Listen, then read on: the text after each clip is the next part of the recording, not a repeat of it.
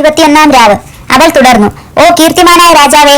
വസീർ അയാളെ സ്വാഗതം ചെയ്ത് അടുത്തു നിന്നുകൊണ്ട് പറഞ്ഞു. ചെല്ലു, ഇന്ന് രാത്രി നീ സ്വന്തം ഭാര്യയുടെ അടുത്തേക്ക് പോയിക്കൊള്ളൂ. നാളെ രാവിലെ ഞാൻ നിന്നെ സുൽത്താന്റെ അടുത്തേക്ക് കൊണ്ടുപോകും. അള്ളാഹ് നിനക്ക് എല്ലാവിധ ഐശ്വര്യവും സന്തോഷവും നൽകട്ടെ. അപ്രകാരം നൂർ അൽദീൻ തന്റെ ഭാര്യയായ വസീറിന്റെ മകളുടെ അടുത്തേക്ക് പോയി. അയാളുടെ മൂത്ത സഹോദരൻ ഷംസ് അൽദീനിന്റെ കാര്യം പറഞ്ഞാൽ അയാൾ വളരെ നാളുകൾ സുൽത്താനോടൊപ്പം യാത്രയിലായിരുന്നു. അയാൾ തിരിച്ചെത്തിയപ്പോൾ സ്വന്തം അനിയനെ കാണാൻ കഴിഞ്ഞില്ല. അയാൾ തന്റെ വേലക്കാരോടും അടിമകളോടും അവനെക്കുറിച്ച് അന്വേഷിച്ചു. അവർ മറുപടി നൽകി. അങ്ങ് സുൽത്താനോടൊപ്പം പോയ അന്ന് തന്നെ ഭംഗിയായി അലങ്കരിച്ച ഒരു കഴുതപ്പുറത്തേറി അദ്ദേഹം പറഞ്ഞു, കല്യൂബ് പട്ടണ ഭാഗത്തേക്ക് ഞാൻ പോകുകയാണ്. ഒരു ദിവസം ഞാൻ ഇവിടെ ഉണ്ടാകില്ല, പരമാവധി 2 ദിവസം. കാരണം എനിക്ക് ഹൃദയവേദന അനുഭവപ്പെടുന്നു.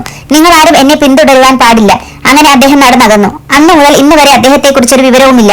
അനിയന്റെ പെട്ടെന്നുള്ള തിരോധാനത്തിൽ ഷംസ് അൽദീൻ വല്ലാതെ വിഷമിച്ചു. അഗാധമായ ദുഃഖത്തോടെ വിലപിച്ചു.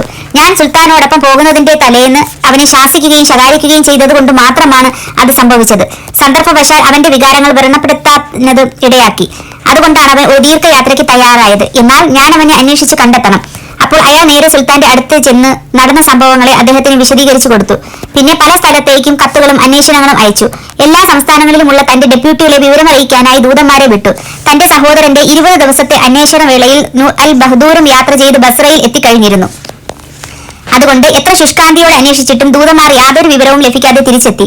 അനിയനെ കണ്ടെത്താനാകാത്തതിൽ നിരാശനായ ഷംസ് അൽദീൻ പറഞ്ഞു, തീർച്ചയായും ഞങ്ങളുടെ കുട്ടികളുടെ വിവാഹത്തെക്കുറിച്ച് ഞാൻ പറഞ്ഞത് എല്ലാം അതിർത്തി വരമ്പുകൾക്കും അപ്പുറത്തായി പോയി. ഞാൻ അപ്രകാരം ചെയ്യാതിരുന്നെങ്കിൽ എന്റെ അവിവേകം കൊണ്ടും അശ്രദ്ധ കൊണ്ടും വന്നതാണിതെല്ലാം.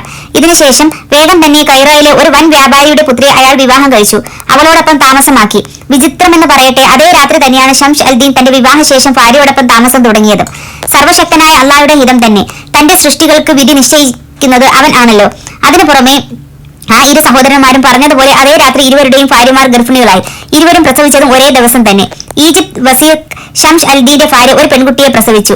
ഇത്രയും സുന്ദരിയായ ഒരു കുഞ്ഞിനെ ഒരിക്കലും കൈറോയിൽ കണ്ടിട്ടില്ല. നൂർ അൽദീന്റെ ഭാര്യ ഒരു ആൺകുട്ടിയാണ് പ്രസവിച്ചത്. അവന്റെ കാലത്ത് അത്രയും അഴകുള്ളൊരു കുട്ടിയെ ആരും കണ്ടിട്ടേയില്ല.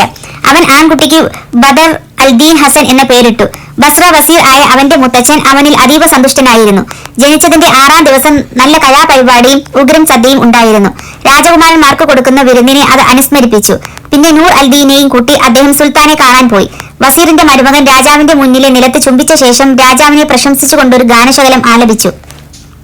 സുൽത്താൻ അവരെ ആദരിക്കാനായി എഴുന്നേറ്റു.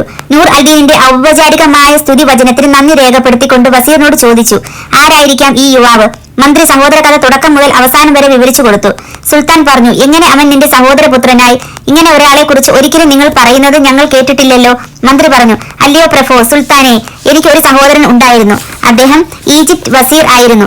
മരിച്ചുപോയി. അദ്ദേഹത്തിന് 2 പുത്രന്മാരുണ്ട്. മൂത്തവൻ അച്ഛന്റെ ഔദ്യോഗിക ചുമതല ഏറ്റെടുത്തു. ഇളയവനായ ഇവൻ എന്റെ അടുത്തേക്ക് പോന്നു. ഇവനല്ലാതെ മറ്റാർക്കും എന്റെ മകളെ കല്യാണം കഴിച്ചു കൊടുക്കില്ലെന്ന് ഞാൻ ശപഥം ചെയ്തിരുന്നു. അതുകൊണ്ട് അവൻ ഇവിടെ വന്നപ്പോൾ അവനെ കൊണ്ട് കല്യാണം കഴിപ്പിച്ചു. ഇപ്പോൾ അവൻ ചെറുപ്പവും ഞാൻ വൃദ്ധനുമാണ്. എന്റെ ചെവി ശരിക്ക് കേൾക്കുന്നില്ല. നിഗമനങ്ങൾ എളുപ്പം വഴി തെറ്റുന്നു. അതുകൊണ്ട് എന്റെ ചുമതലകൾ ഇവനെ ഏൽപ്പിക്കുവാൻ ഞാൻ ഞങ്ങളുടെ പ്രഭുവായ സുൽത്താനോട് സവിനയം അപേക്ഷിക്കുന്നു. കാരണം ഇവൻ എന്റെ സഹോദരപുത്രനാണ്, എന്റെ മകളുടെ ഭർത്താവും. വസീർ പദവിക്ക് അവൻ യോഗ്യനാണ്. നല്ല ഉപദേഷ്ടാവും സ്വതന്ത്ര വിദഗ്ധനുമാണ്. സുൽത്താൻ നൂർ അൽദീനെ നന്നായി ഒന്ന് നിരീക്ഷിച്ചു. അദ്ദേഹത്തിന് അവനെ ഇഷ്ടപ്പെട്ടു. അങ്ങനെ വസീറിന്റെ അപേക്ഷ സ്വീകരിച്ച് തലസ്ഥാനത്ത് അവനെ വസീർ ആയി നിയമിച്ചു. അതിഗംഭീരമായ ബഹുമതിയുടെ ഉടുപ്പ് സമ്മാനിച്ചു. സുൽത്താന്റെ സ്വന്തം കുതിരാലയത്തിൽ നിന്ന് ഭംഗിയുള്ള ഒരു പെൺകുതിരയെ പാരിതോഷികമായി അദ്ദേഹം നൽകി. അവന് നല്ല ശമ്പളവും ബത്തയും ആവശ്യ സാധനങ്ങളുമെല്ലാം നൽകി. നൂർ അൽദീൻ സുൽത്താന്റെ കൈ ചുംബിച്ച ശേഷം വീട്ടിലേക്ക് പോയി. അയാളും ഭാര്യ പിതാവും അപ്പോൾ അതീവ സന്തുഷ്ടരായിരുന്നു. അവർ പറഞ്ഞു, നമ്മുടെ കുഞ്ഞ് ഹസന്റെ പിറവിക്ക് തൊട്ടു പിന്നാലെയാണ് ഇതെല്ലാം സംഭവിച്ചത്. പിറ്റേന്ന് അയാൾ രാജാവിന് മുന്നിൽ സന്നിഹിതനായി. അദ്ദേഹത്തിന്റെ മുന്നിലെ നിലം ചുംബിച്ച ശേഷം അദ്ദേഹത്തെ പ്രശംസിച്ചുകൊണ്ട് 4 വരി കവിത പാടി. അവനോട് വസീറിന്റെ ഇരിപ്പിടത്തിൽ ഇരിക്കാനായി സുൽത്താൻ ആജ്ഞാപിച്ചു. അപ്രകാരം ആസക്തനായ ശേഷം അയാൾ തന്റെ ഔദ്യോഗിക ചുമതലകൾ നിർവഹിക്കാൻ തുടങ്ങി. ജന്മി കുടിയാൻ കേസുകളും മറ്റു സുപ്രധാന കാര്യങ്ങളും പുതിയ വസീർ പഠിച്ച് തീർപ്പ് കൽപ്പിക്കുന്നത് സുൽത്താൻ നിരീക്ഷിച്ചു കൊണ്ടിരുന്നു. അയാളുടെ വിവേകപൂർവമായ വിധിന്യായവും ഭംഗിയായ പെരുമാറ്റവും ഉൾക്കാഴ്ചയും കണ്ട് സുൽത്താൻ അതിശയിച്ചു പോയി. അദ്ദേഹം അയാളെ ഇഷ്ടപ്പെടുവാനും കൂടുതൽ അടുപ്പത്തോടെ ഇടപഴകാനും തുടങ്ങി. സഭ പിരിഞ്ഞ ശേഷം നൂർ അൽദീൻ സ്വന്തം വീട്ടിലേക്ക് മടങ്ങി. നടന്ന സംഭവങ്ങളെല്ലാം ശ്വശൂരനെ ധരിപ്പിച്ചു. അദ്ദേഹം ഇത് കേട്ട് വളരെയേറെ സന്തോഷിച്ചു. അങ്ങനെ സമർത്ഥമായ രീതിയിൽ വസീർ തന്റെ ചുമതലകളിൽ മുഴുകി. രാവും പകലും സുൽത്താനും മന്ത്രി തന്റെ കൂടെ വേണമെന്ന നിലയിലായി. അയാളുടെ ശമ്പളവും ബത്തകളും വർദ്ധിപ്പിക്കപ്പെട്ടു. അയാൾ വൻ സമ്പത്തിനുടമയായി തീർന്നു. അനേകം കപ്പലുകളുടെ ഉടമയായി. അവ വിദേശ രാജ്യങ്ങളുമായി വ്യാപാരം നടത്തി അനേകം മാമലുകളും നീഗ്രോ അടിമകളും അയാൾക്ക് ഉണ്ടായിരുന്നു. അനേക എസ്റ്റേറ്റുകൾ അയാൾ വാങ്ങിച്ചു. അവ നല്ല തോട്ടങ്ങൾ ആക്കി മാറ്റി. അയാളുടെ മകൻ ഹസന് 4 വയസ്സായപ്പോൾ പഴയ വസീർ നിര്യാതനായി. അയാൾ ഭാര്യ പിതാവിനു വേണ്ടി അതിഗംഭീരമായൊരു സംസ്കാര ചടങ്ങ് നടത്തി. പിന്നെ സ്വന്തം മകന്റെ പഠിപ്പിൽ പ്രത്യേകം ശ്രദ്ധിച്ചു. അവൻ കരുത്തനായി വളർന്ന് 7 വയസ്സായപ്പോൾ ഒരു മതപണ്ഡിതനെ അവനെ പഠിപ്പിക്കുന്നതിനായി നിയമിച്ചു. അങ്ങനെ നല്ല വിദ്യാഭ്യാസവും ഉത്കൃഷ്ടമായ പെരുമാറ്റ രീതിയും അവൻ പരിശീലിച്ചു. ഗുരുനാഥൻ അവനെ പല വിഷയങ്ങളും പഠിപ്പിച്ചു. ഏതാനും വർഷങ്ങൾക്ക് ശേഷം അവൻ ഖുർആൻ കാണാപ്പാഠം ചൊല്ലുമായിരുന്നു.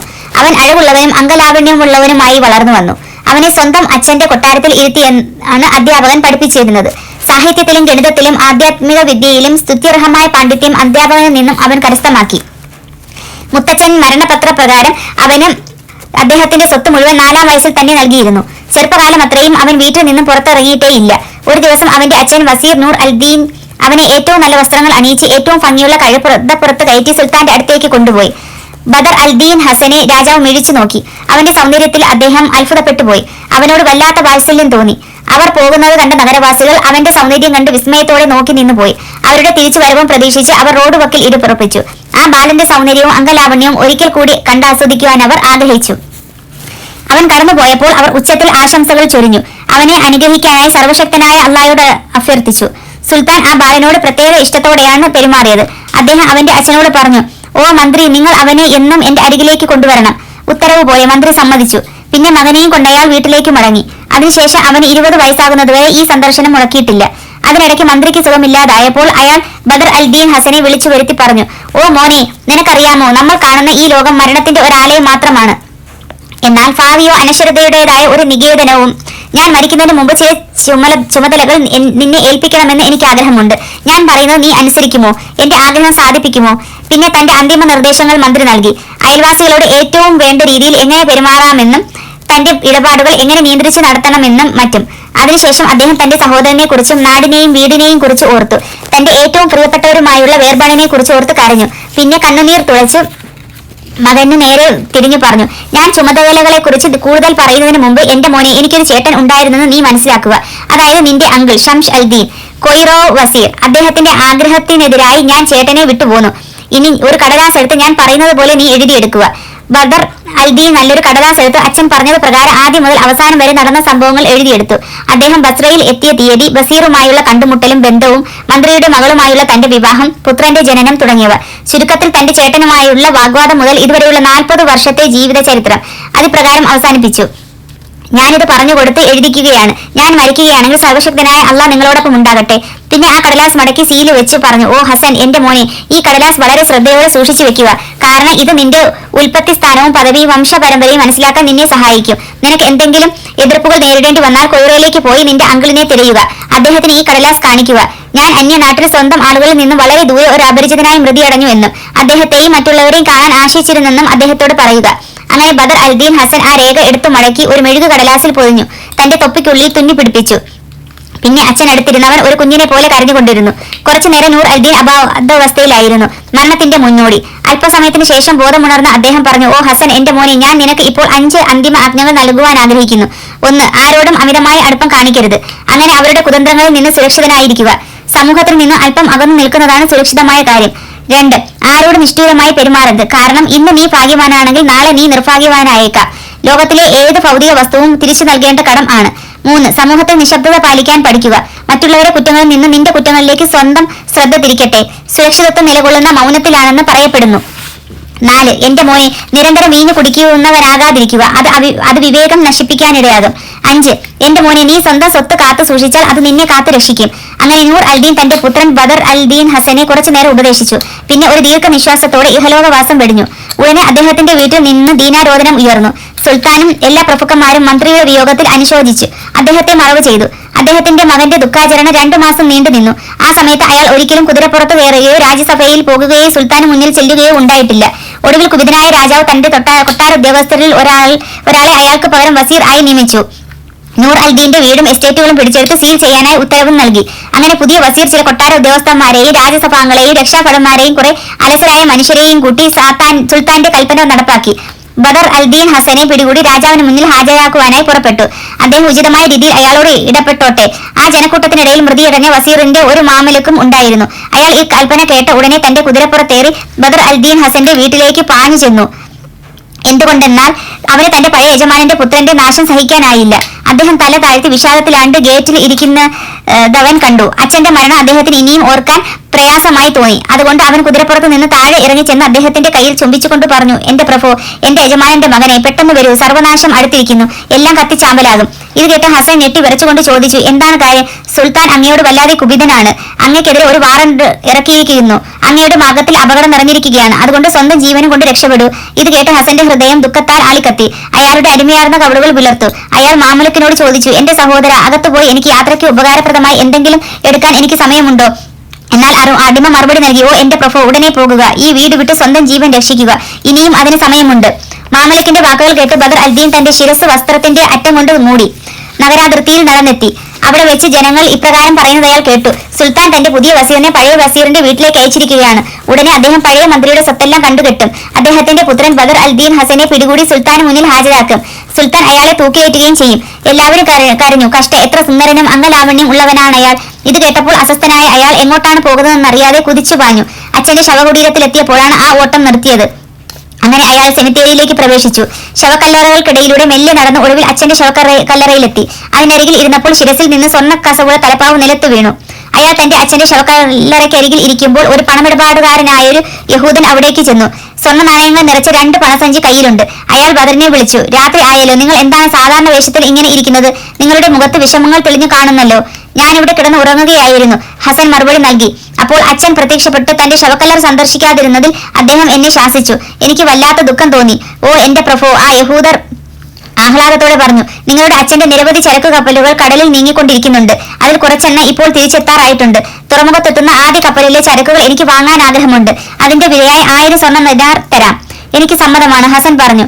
ഉടനെ യഹൂദൻ സ്വർണം നിറച്ച ഒരു സഞ്ചി പുറത്തെടുത്ത് 1000 ദിനാർ മന്ത്രികുമാരനായ ഹസന് കൊടുത്തുകൊണ്ട് പറഞ്ഞു, ഒരു വിൽപ്പന രശീതി എഴുതി സീൽ അടിച്ചു തരൂ.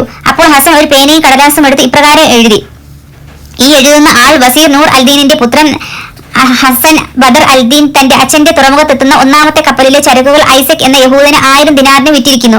ആ തുക മുൻകൂറായി കൈപ്പറ്റിയിരിക്കുന്നു. അയാൾ ഒരു പകർപ്പ് എടുത്ത ശേഷം ആ കത്ത് തന്റെ മടിശീലിൽ വെച്ച് നടന്നുപോയി. ഹസൻ തന്റെ നഷ്ടപ്പെട്ട അന്തസ്സും പ്രൗഢിയും ഓർത്ത് വിലപിച്ചു. അങ്ങനെ കഴിഞ്ഞുകൊണ്ടിരിക്കവേ രാത്രിയായി. അയാൾ തന്റെ അച്ഛന്റെ ശവക്കല്ലറയിൽ തല വെച്ച് ഉറങ്ങിപ്പോയി. ചന്ദ്രൻ ഉദിച്ചു ഉയരുന്നതുവരെ അയാൾ ഉറക്കം തൂങ്ങിക്കൊണ്ടിരുന്നു. പിന്നെ തല ശവക്കല്ലറയിൽ നിന്ന് വഴുതിയപ്പോൾ നിലത്ത് നീണ്ടു നിവർന്നു കിടന്ന് ഉറങ്ങി. അയാളുടെ മുഖം നിലവിൽ വെട്ടിത്തിളങ്ങി.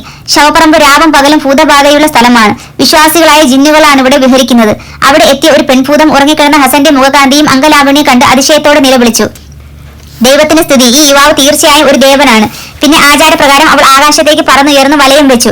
അവിടെ ഒരു ഇഫ്രിട്ടിനെ അവൾ കണ്ടു. അവൻ അവളെ സലാം വെച്ചപ്പോൾ അവൾ ചോദിച്ചു, എവിടെ നിന്നാണ് നീ വരുന്നത്?